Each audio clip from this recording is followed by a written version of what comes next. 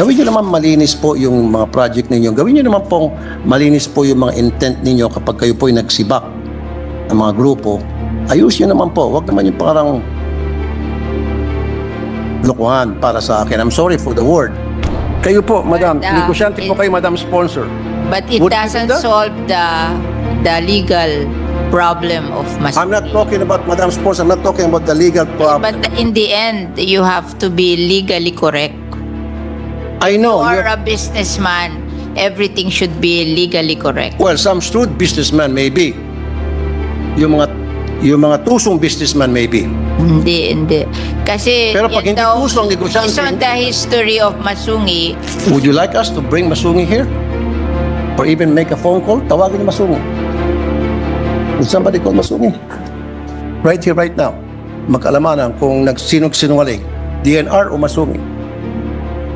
Kung gusto mo, magpaano pa tayo, lie detector test, where? polygraph test, para malaman kung sino sinungaling. Sisibakin nyo yung Masungi and then papasok ng Project Transform na kasama dyan ay itong dalawang mga grupo na sinuspindi ang permit ng DNR.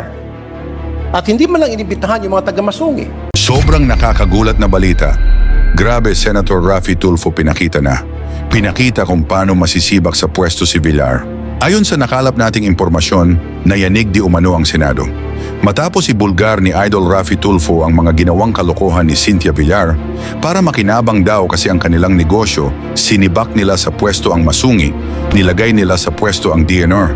Alam daw kasi makakalikasan ang Masungi at pabor naman ang DNR sa subdivision, kaya hinamon ni Tulfo si Villar sa lie detector test para magkaalaman sino nagsasabi sa kanila ng totoo at sino mas sinungaling sa kanila ni Cynthia Villar.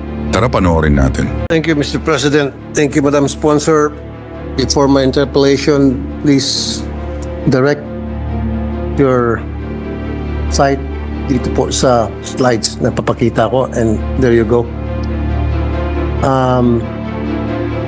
May I ask the good sponsor, sino po yung sa picture dalawa ng binilugan? By the way, the picture is courtesy of Philippine Star. Paki-explain lang po kung sino po yung dalawang nabilugan doon sa picture, at kasama po sa picture taking na yan yung si Secretary. Ano Secretary? Secretary Loizaga.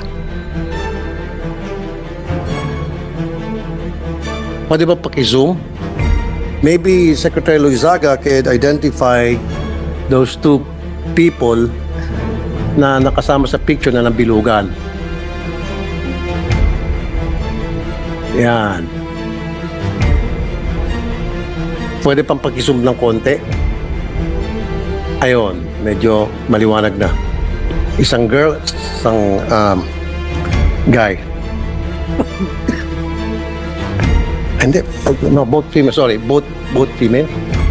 Sorry, both female, excuse me. Both female.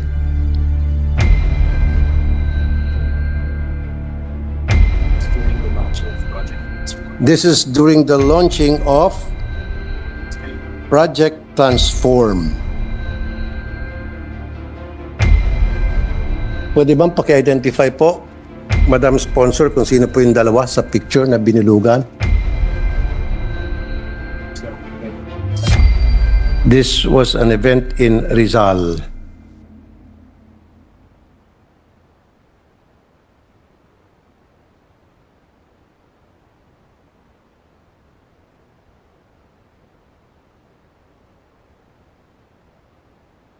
Si Governor Inales.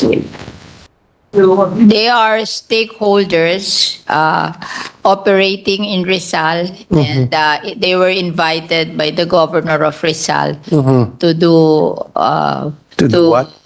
discuss a joint project with all the stakeholders. Joint of projects. Rizal. Yes. Can the good sponsor tell us exactly who these two people are, their names, and then what their who they represent, They are and what are the kind of business that they do, that they own? They cannot recognize the other one, but the one is a quarry operator. Quarry operator. Thank you. And the other one is? They do not know him. Okay, well, I'll identify the second one. Estelle Marie Rebancos, an officer of Montalban Aggregates Producers Association. So quarry operator also. Exactly. In 2022, DNR ordered the suspension of the quarrying permits of the large-scale companies allegedly encroaching on the Masungi G Reserve in Rizal, including the Rapid City Realty and Development Corporation, Kim Song Limestone Incorporated, and Quarry Rock Group Incorporated, owned by Angelita Lee, who happens to be in the picture. Sinuspindi po ng DNR ang quarrying permit ng mga nito, and yet, inibitahan sila diyan sa Project Transform. So out of delicadeza, bakit po sila nandyan? Ba't sila naimbitahan? As I mentioned, they were invited by the governor of Rizal, stakeholders of in Rizal. Hindi ang nag-imbita sa kanila Yes. DNR. Yes, di po ba? Dapat bilang secretary ng DNR, tinatanong niya, karapatan niya itanong kung sino-sino ang magdadalo sa isang pagtitipon. But they canceled. You canceled. Inside. That's a DNR event, actually. Side. So, ang DNR Must cancel. must have the call kung sinong imbitahan at sinong hindi. Hindi naman event yan ng governor eh. Event po yan ng DNR. So, ang DNR dapat ang gumagawa ng guest list. Hindi po si governor. Kahit na halimbawa inibitahan ni governor, pero pwede naman tablahin ni DNR secretary. Sabihin, I don't want that two persons invited because may mga problema sila. Nasuspindi namin yung kanilang mga permits, and then I don't want to be mixed with those two individuals. Rapid City company inside the Masungi Reserve was canceled in 2023 because Thank you. it's inside the protected area. Tama po. Italy, who is operating outside, is still operating. Yun nga po, Madam Sponsor, Mr. President. Nagkaroon ng event ang DNR. Now, syempre, ang DNR may control doon sa guest list, doon sa mga taong imbitahan nila o hindi. Okay, sinasabi ng DNR, those two people were invited by the governor. Pero, The governor of Rizal. exactly. Pero sila pa rin may control kung sino ang papupuntay nila o hindi, regardless kung invited the governor, because that's an event of the DNR, that's not an event. My dear Senator, when the governor is inviting people, the DNR cannot stop the governor. No, but That's the reality of life in the Philippines. Like for me, if I am in Las Piñas and the mayor of Las Piñas will invite people, I cannot say that, look, I don't like these people. You don't do that. No, ma'am. Kasi kung ako po ang nasa sitwasyon dyan at ako po ang secretary ng DNR, ako po ang may call kung sino yung mga guest na papasok. Pwede ko pong harangin yung mga taong ayaw kong papasukin regardless kung yan ay kasama ni governor. Siguro naman may mga PA siya o EA na magsasabi sa kanya, sorry po, Gov, wag muna natin siya isama kasi may problema po yan. The governor cannot do that. Well, I thought... I mean, Nandiyan I'm a po ba yung governor? politician. You don't do that when you're governor. Well, I'm also a politician, but Yeah, but I have the right. what's good is that the Rapid City was canceled because it's inside a protected area. I know. Italy was not canceled because it's operating outside the protected area. Madam Sponsor, Mr. President, ulitin ko.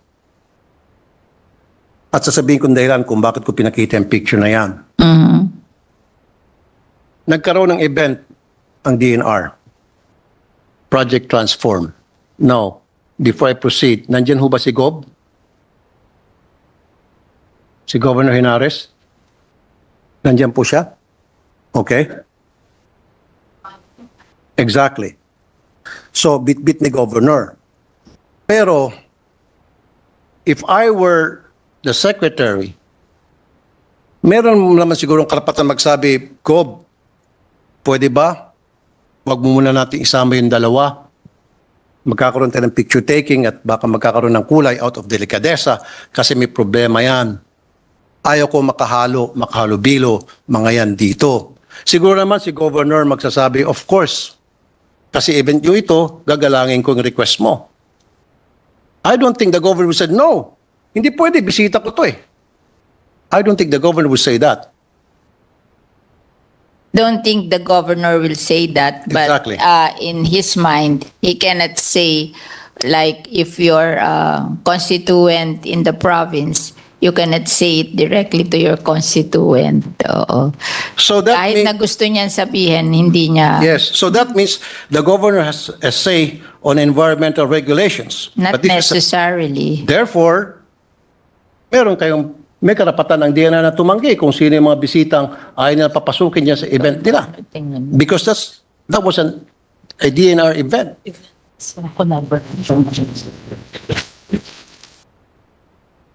Now, sasabihin ko kung reason kung bakit. DNR is set to cancel the contract of Masungi Georeserve Foundation Incorporated over Marikina Watershed. They might have the right to do so legally, but morally, no. Some people who say that. They have the legal right to do it, but it is not in accordance to good practice. Sisibakin nyo yung masungi and then papasok ng project transform na kasama dyan ay itong dalawang mga grupo na sinuspindi ang permit ng DNR. At hindi man lang inibitahan yung mga taga-masungi sa gathering na yan. No, Litali is operating outside Masungi. Kaya nga po, The other one lang is operating inside Masungi, and their permit was canceled. Yes, Madam Sponsor, Mr. President. Meron ho bang invited dyan ang taga-masungi?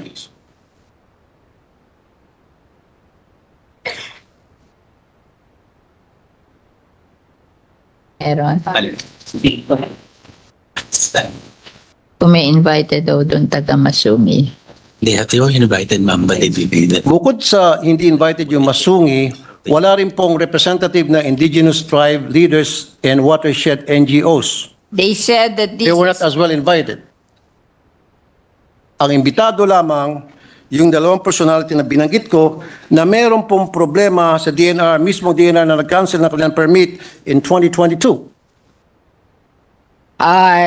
this is a transdisciplinary approach towards natural reserves, conservation, and resilience through multi-stakeholder collaboration. Disciplinary. So, nag-invite po sila dun sa Masungi, na taga Masungi, hindi nagpunta, pero yung IPs may nagpunta. No, they were not invited, Madam Sponsor.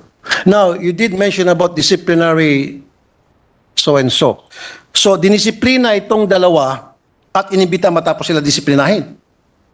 Kung, No. If they were disciplined, then they should not be there in the first place. Why were they there? Bakit po hindi inibitahan yung Masungi? No, Masungi wasn't invited. Not even the indigenous tribe leaders, maging po yung mga watershed NGOs. Ang in-invite lang yung mga nasuspindi o sinuspindi ng DNR. We na-invite Sinuspindi ang mga permit people's mandatory. dahil sa quarry. Ang ito lahat na invite. That way, pero ito po yung diagnosed. They have a list of those invited, and one of them is the indigenous people mandatory Where, nasa po representative pakipoint out? in Tanay, Rizal. Saan po dyan at anong pangalan po ng mga indigenous people representatives? Saan po? Can you give me the names? Madam Sponsor, Mr. President? They will give the attendance record to you, the list of the attendance record to you. You will be furnished. Kasi nga po, Madam Sponsor, Mr. President, sana man lang, out of courtesy and respect sa Masungi, they should have been invited. Kasi nga po, yung Masungi Geo-Reserve, napakaraming awards po natanggap yan. Since 2016, Model for Balanced Man-Nature Interaction, World Conservation Congress 2016. 2018, Special Commendations, Pathfinder Award, Innovations for Conservation, Financing and Resourcing. 2020, top 5 finalists, win-win, Gothenburg Sustainability Youth Award. 2021, winner Vanity Fair's 2021 Changing Your Mind Travel Awards and Hollywood issue. First place, Water Change Maker Awards 2021 Global Water Partnership. Warriors of the Year, Esquire Man of at his best 2021. Heroes and Mavericks. 2022, United Nations Sustainable Development Goals. Awardee Forbes 30 Under 30 Asia 2022. Winner International Union for Conservation of Nature. World Commission on Protected Areas 2022 International Ranger Awards. Winner Sustainability Initiative Award. Bet Asia Awards 2022. 2024 Asia Pacific Social Innovation Partnership Award held on May 4, 2024 in Taiwan. Impeccable record meron po itong Masungi. And yet, ang DNR is set to cancel their contract. Like I said, they might have the legal right to do so. But hindi man lang nila kinonsider itong awards na natanggap na Masungi, therefore, they're more than qualified na. But there, the land is a protected area owned by the government. It cannot be given to any private entity. How about a Project Transform? Project Transform would benefit from the knowledge and experience of Masungi already has. Yeah. Kung tutuusin. But they They should cannot have been own the invited. property. I know po, Madam Sponsor, Mr. President, kasi yung experience ng Masungi, pwede pong magamit ng Project Transform. Mapapakinabangan po ng Project Transform itong experience at itong magandang records ng Masungi. Kayo po, Madam, But, negosyante po kayo, Madam Sponsor. But it Would you do doesn't that? solve the legal problem of Masungi. I'm not talking about, Madam Sponsor, I'm not talking about the legal problem. But in the end, you have to be legally correct. I know. You you're- are a businessman. Everything should be legally correct. Well, some shrewd businessmen may be. Yung mga tusong businessman may be. Hindi. Kasi Pero pag yan hindi daw, puso ang negosyante, based on hindi- the history of Masungi, they were granted that to build socialized housing during the old times. You have to go back to the history. They did not build socialized housing. They built what do you call this? A resort. And that is not the original intention of the Masungi Geo Reserve. Oo. So, in fairness to our government officials, they cannot allow something illegal because they will answer for it in the future. So ito pong mga member ng Project Transforms, ito po ay mga violators. So are they considered as Oh, illegal? inimbita daw nila, hindi nagpunta. Hindi po inimbita ang Masungi. No, Masungi was invited. We talked to Masungi. Would you like us to bring Masungi here? Or even make a phone call? Tawagan niyo Masungi. Would somebody call Masungi? Right here, right now. Magkalamanan kung nagsinong-sinungaling. DNR o Masungi. Kung gusto mo, magpaano pa tayo? Lie detector test. Where? Polygraph test para malaman kung sinong sinungaling.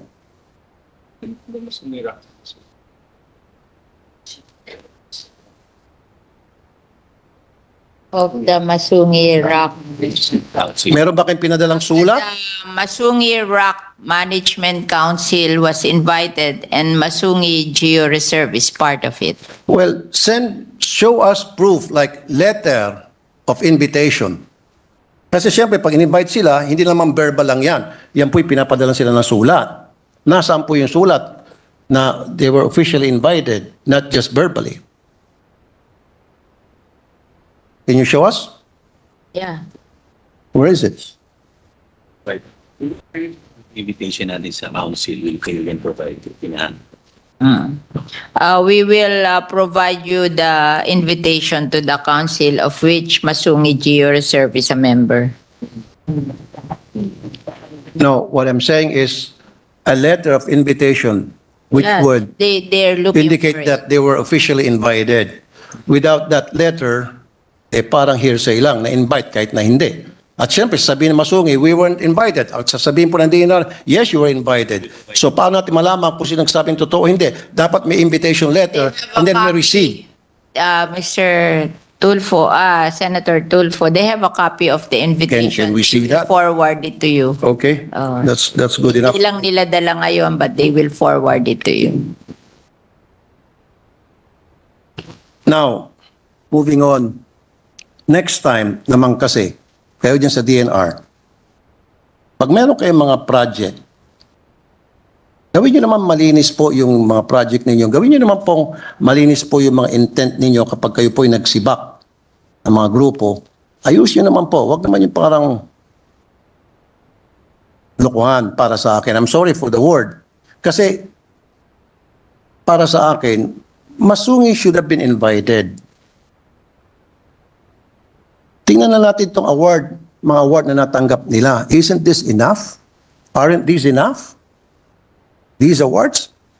International awards ito. Hindi yung award lang na hausyaw na dito lang gawa-gawa ng kung sino-sinong grupo. These are international awards, well known.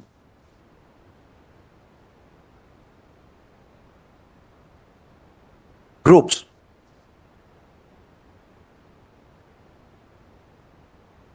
They should be included, but in the end, you cannot give a land owned by the government to a private. I'm no longer, Mr. President, Madam Sponsor, I'm no longer questioning that. Yeah. Pass na tayo dyan. Ang sa akin lang, yeah, sabi ko nga, they might... They will give you the invitation. It's just that it's not with them now, but they will send you. And then on top of that, babalik ulit tayo na sana hindi nila in-invite yung dalawang sinuspend nila yung permit. Now, sabi nyo kanina, you did mention na yun ay isang gathering ng disciplinary something. Can you repeat again? It's a gathering of disciplinary... Multi-stakeholder collaboration to rehabilitate the area together with LGU. The stakeholders plan and identified projects to be implemented. Na-mention niyo po kanina, Madam Yeah. Sponsor, Mr. President, yung word disciplinary. Sa likod. Transform. Can you mention that again? Ito, transdisciplinary approach towards natural resources conservation and resilience through multi-stakeholder Exactly. collaboration. Exactly. Dinisiplina nyo itong dalawang kumpanya itong dalawang tao dahil violator sila and yet you invited them.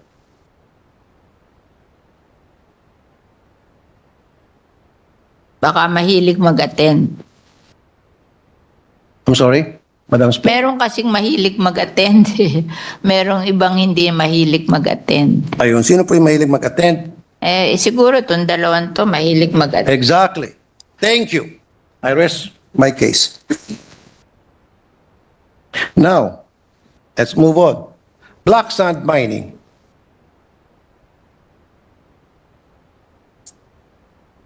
FOI muna. Before we proceed to black sand mining. Saan ba yung FOI? The DNR issued a memorandum circular or FOI manual na nililist yung exceptions for non-disclosure of information. A data in the course of applying for environmental compliance certificate pursuant to Presidential Decree number 1586 during the lifetime of existing of mining permit results intellectual analysis. So ibig sabihin in short, exempted sa Freedom of Information Act yung pag-provide ng mga miners, mining companies ng mga data or information about the kind of minerals na kanilang minimina, anong klaseng grade ng mga minerals na kanilang minimina, etc. Bakit exempt yun? But which place? Sa FOI, yung list of exemption,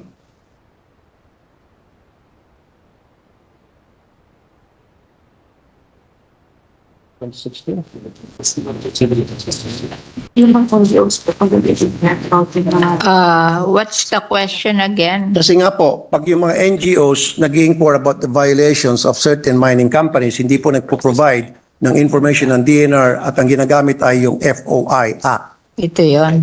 Privacy. The data exempted for disclosure in the FOI is any data in the course of applying for an ECC pursuant to PD number 1586. Exactly. This does not include the list of applicants for ECC, provided, however, that such a list of applicants must comply with the Data Privacy Act of 2012. So yung metallurgical reports kasama rin po doon sa exception na sa FOI Act. So bakit po ayaw po magbigay ng information ang DNR doon po sa mga gustong Privacy Act for me. mag-inquire, especially NGOs, Pwedeng ibigay. especially mga environmentalists about The Data Privacy Act of 2012. exactly. Correct. Now, does it involve national security para exempt yung pong anong klaseng minerals, anong grade, mga minerals o ore na minimina? National security ho ba yan? Certainly security. Yung data privacy nila. The DNR has the right to control of the protocol. Is that personal privacy, personal communication? It's not really about security, national security. It's that the DNR can practice the based on the Data Privacy Act of 2012. How so? Not for security. Why? Bakit nga po? Bakit in-exempt? Siguro, mag-a-apply ka, may knowledge ka about what can be done in that area, hindi rin maganda na malaman ng iba kasi gagayahin ka na lahat. Why not? Regalian Doctrine. Have you heard of Regalian Doctrine? Article 12, Section 2. Have you heard of that? Mr. President, Madam Sponsor. Siguro alam po ng mga taga-DNR. Pakibasa po. Meron akong dito kopya. Siguro meron din kayo. What is Regalian Doctrine? Article 12, Section 2. Pakibasa po. Alam niyo po yan. May mga abogado po kayo dyan. Doctrine, ano yun? Regalian Doctrine. Pag-regalan daw, all lands of the public domains are owned by the state. All lands of the public. That's the regalian. All lands owned by the state. All lands. Exactly. Ano? Shortcut. All lands of the public. So therefore, kung yun ay pag-aari ng state, ng estado, may karapatan ang lahat ng Pilipino na malaman, magkaroon ng impormasyon tungkol sa mga bagay-bagay na kung saan ay may nakikinabang dyan o may nag-explore dyan o mayroong mga humukay dyan para pagkakitaan. All lands, pero sige. So bakit yan sinama sa exception sa FOI Act? Straight secrets. Activities nila. So, Kaya daw nila hindi binibigay lahat ng data kasi yung mga applicant nila may mga trade secret din and may mga personal data na ayaw nilang malaman ng lahat ng tao. really, So they have to consent pa sa binaka. they have to get the consent of the applicants kasi hindi nila pwedeng ilabas yung mga important things that they don't want to disclose to the public. Proprietary rights. If Like if the gentleman can give the specifics, when, where, The ECC, Environmental Compliance Certificate. Now, pag kukuha ng ECC, then exempted din yan sa FOI Act na dapat paano malalaman Nag-ICC na post sa ng taong bayan na compliant ito nag-apply ng ECC. And who are these people applying for ECC? can the sponsor answer the question? The data exempted for disclosure in the FOI is any data in the course of applying for an ECC pursuant to PD number 1586. This does not include the list of applicants for ECC, provided, however, that such a list of applicants must comply with the Data Privacy Act of 2012. So, yung list of applicants for ECC, linalabas, but yung information about them is the one na hindi nilalabas. Information about whom? About About those applying for ECC. Kaya is documented during yeah, but how would the people know ito mga nag-apply ng ECC ay ito'y mga taong karapat-dapat na mabigyan ng approval? Paano kung ito'y mga terorista? Paano kung ito'y mga masasamang elemento na nag-apply na pala? The And then document the public can should be know. available during public hearing for review of the general public and comments. So during public hearings, Lamang. binibigay yung pangalan nito? Yes. I don't think so. Yes, but Not in, ano. yung list ng pangalan ng pampan, ano yung gagawin. During the public hearing, they are given, but not in general public. So, if they want to know about the applicants, then they should attend the public hearing. If they want to know about the applicants, they should attend the public hearings. But Yeah. during public hearings, are the names of the applicants being disclosed? Yes, Yes. yes, And all the yes. and all the pertinent information pertaining And all to the kind of Project design, project the project details during public hearing. including the kind of minerals that they will be mining, what kind of minerals are there, and the grade of the minerals?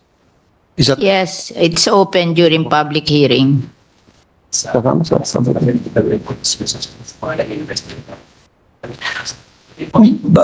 but during public hearings, if it's true that's being disclosed, how come pag yung mga NGOs humingi po ng mga information tungkol po sa mga mining all stakeholders. activities, sila po hinaharang at hindi po sila binibigyan. That has been the long-standing complaints of some NGOs. But they are invited to they can attend the public hearing. Nobody is not allowed, is forbidden to attend, is not forbidden to attend the public hearing. But would it be safe to say that siguro wag na lang po natin i-include kaysa pa naman marami pang proseso, wag natin include, wag na natin i-exempt yung pong yung sa FOI Act, exempt yung tungkol sa mga information about mining activities. Yun lang po sa akin. Yun lang po ang ipinating sa akin ng complaints of some environmentalists. Yun po yung kanilang hinaing. We can consider po yun, pero I'm just trying to voice out their complaints, the extreme issues you mentioned to the public. their sentiments.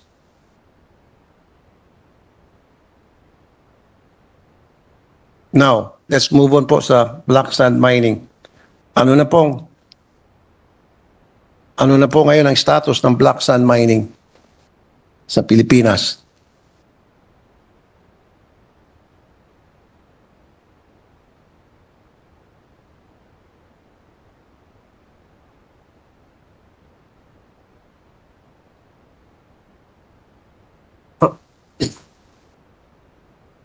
A list here of the applicant for black sand mining in 2024, and in CAR there is none. In Region 1 there is the Abra River, and then in Region 2 JDVC Resources Corporation and Peñel Resources Mining Corporation. And then in Region 3, no observed black mining. Region 4A, no black sand mining. In Mimaropa, no black sand mining. In Region 5, no black sand mining. In 6, there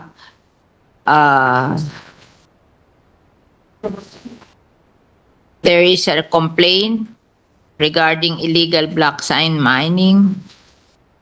And in Region 7, no block sign mining. Region 8 is, there is one, At non-operational. but non-operational. And 9, 10, 11, 12, 13, no block sign mining. So there Okay. are only, how many? 8, Region 8, Region 2, But not operational.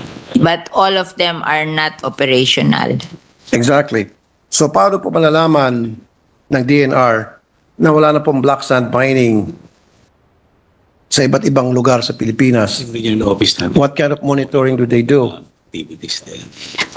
The regional offices of DNR are required to monitor, and they report if there is black sand mining in their areas. They record. Okay. Alam niyo po siguro yung tinatawag na dredging? Yes, yes. Okay. So, kumukuha po ng permit yan sa LGU, usually sa governor or mayor, para maghakot ng buhangin. Tama po? And sasabihin na yan po ay dadalhin sa Manila. Sa Manila Bay, usually ang binibigyan na reason para sa reclamation. Right?